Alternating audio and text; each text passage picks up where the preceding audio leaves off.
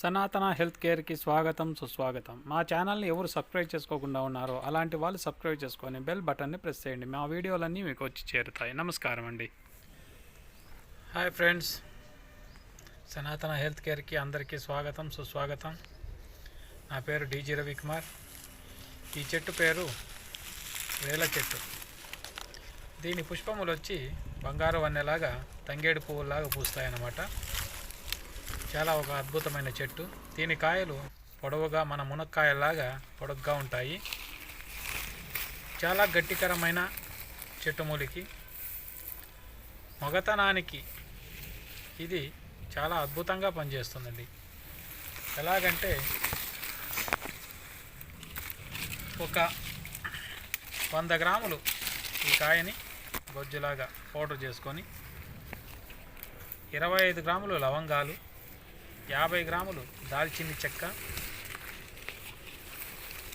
ఒక 100 గ్రాములు లొద్దుగ చెక్క, ఇంత మాత్రం మిశ్రమం తీసుకొని బాగా పౌడర్ లాగా చేసుకోవాలి.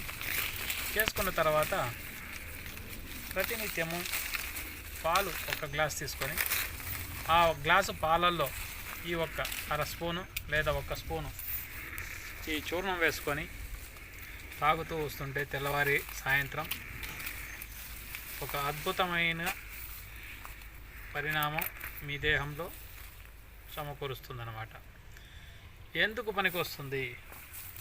నరాల బలహీనత, వీర్యవృద్ధి, అంగం స్తంభించకుండా పోవుట, సెక్స్లో ఆసక్తి లేకుండుట,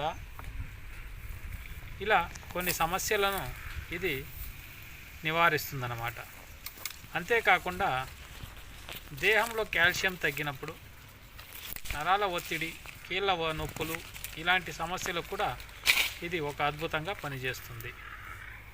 దీని గుణగణాలను ధన్వంతరి గారు ఇలా చెప్పారు.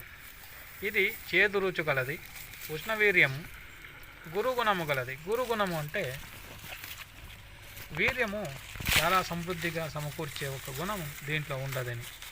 క్రిమి ప్రమేహములు హరించును, త్రిదోషహరమైనది, కృత్యములను గుల్మములను హరించును. గుల్మం అంటే తిన్న అన్నము సరిగా జీర్ణము కాకుండా ఉండుట, గసపుట్టుట, ఇలాంటి సమస్యలకు ఇది మంచి పరిణామకారిని ధన్వంతరి గారు చెప్తున్నారు.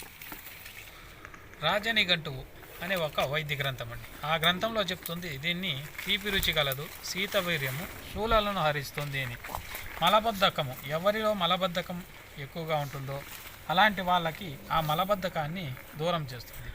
అది చేయడం ఎలా అంటే ఈ చూర్ణాన్ని, అంటే కొత్త వేల చెట్టు కాయని చూర్ణం మాత్రమే తీసుకొని మజ్జిగలో కానీ వేడి నీళ్ళల్లో కానీ కలుపుకొని తాగితే అలాంటి సమస్యలు తగ్గుతాయన్నమాట. దాంట్లో భావప్రకాశిక గారు చెప్పారు, చాలా ఆహ్లాదకరమైన పండండి ఇది. దీన్ని విరేచనాలకు కూడా కాస్త వాడుతారు అని. రాజవల్లభుడు అంటున్నాడు, ఇది మిక్కిలి పథ్యమైనది, మృదుధరము, శీతలమైనది అని, పిత్తహరమైనది అని చెప్తున్నాడు.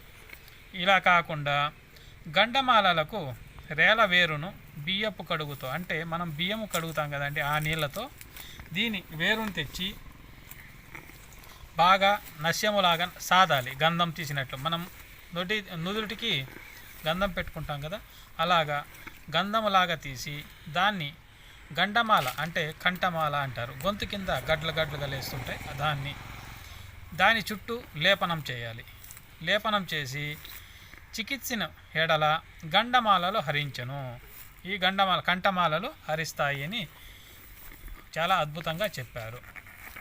అంతేకాకుండా పిత్తజ్వరము తగ్గిస్తుంది, ఆమవాతాన్ని తగ్గిస్తుంది, గొంతులో కఫం కట్టుకుంటే దాన్ని కూడా తగ్గిస్తుంది. కఫ విరేచనములు అంటే బేదులు ఎక్కువగా ఎవరికి పోతుంటాయో అలాంటి వాడు రేల అంటే దీని కాయను వాము కలిపి కషాయం పెట్టుకొని తాగితే విరేచనాలు తగ్గుతాయి. రాజక్షయ అంటే క్షయముతో క్షీణించిన ఒక దేహానికి దీని రేల గుంజును, అంటే దీని కాయ గొజ్జును, లోపల ఉన్న గొజ్జును తెచ్చి పాలతో కలిపి ఇచ్చిన మృదు విరేచనమై తర్పణమై క్షయలు తగ్గును అని చెప్తున్నారు. దీని నుంచి హరిద్రామేహము తగ్గుతుంది, రక్తపిత్తములు తగ్గుతాయి, ఊరు స్తంభవాతము కూడా తగ్గుతుందని చెప్తున్నారు. ఊరు స్తంభవాతం అనగా ఒక మనిషి అంగాంగాలు అలాగే స్తంభించి నిలిచిపోవుట, చేతులు కాళ్ళు అలాగే స్తంభించడానికి ఊరు స్తంభము అంటారు, అంటే స్తంభవాతము అని. దీని రేల చిగుళ్లను నీటితో ఉడికించుకోవాలి, మెత్తగా ఉడికించి మంచి నూనెలో వేయించుకోవాలి. తర్వాత తినిన ఊరు స్తంభవాతము తగ్గుతుంది అని చెప్తున్నారు. ఉప్పును వేయకూడదు, అలాగే ఉప్పు కారం ఏమి చేయకుండా తింటే చాలా అద్భుతంగా పరిణామాన్ని చూపిస్తుందన్నమాట. ఈ చెట్టు మూలిక విశేషాలు ఇవ్వండి. ఈరోజు ఈ చెట్టు మూలికి మరి ఒక చెట్టు మూలికతో కలుస్తాము. నమస్కారం. మా ఛానల్ని ఎవరు సబ్స్క్రైబ్ చేసుకోకుండా ఉంటారో అలాంటి వారు దయచేసి సబ్స్క్రైబ్ చేసుకొని బెల్ బటన్ని ప్రెస్ చేశారంటే మేము చేసే వీడియోలన్నీ మీకు వచ్చి చేరుతాయండి. నమస్కారం.